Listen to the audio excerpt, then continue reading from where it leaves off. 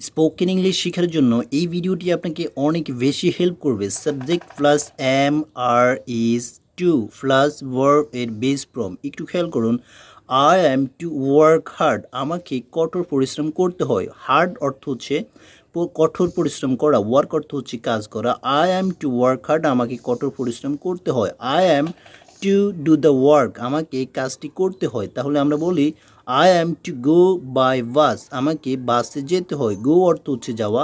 I am to go by bus, আমাকে বাসে যেতে হয়। I am to learn English, আমাকে ইংরেজি শিখতে হয়।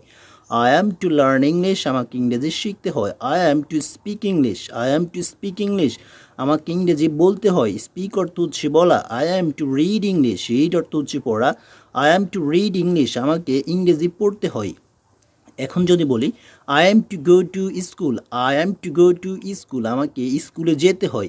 I am to go to market, আমাকে বাজারে যেতে হয়। I am to go play football, I am to play football, আমাকে ফুটবল খেলতে হয়। I am to play football.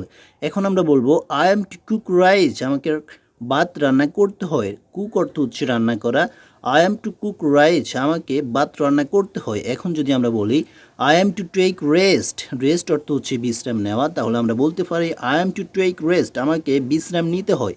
I am to earn money, আমাকে টাকা উপার্জন করতে হয়। I am to come here, আমাকে এখানে আসতে হয়।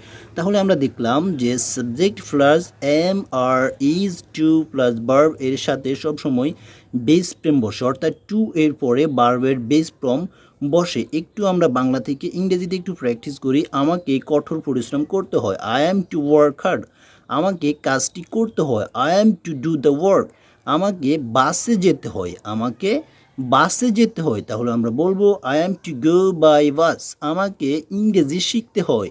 তাহলে আমরা বলবো I am to learn English, আমাকে ইংরেজি বলতে হয়। তাহলে আমরা বলবো I am to speak English, I am to speak English, আমাকে ইংরেজি পড়তে হয়। I am to read English, I am to read English, আমাকে স্কুলে যেতে হয়। I am to go to school, আমাকে বাজারে যেতে হয়। I am to go to market, আমাকে ফুটবল খেলতে হয়।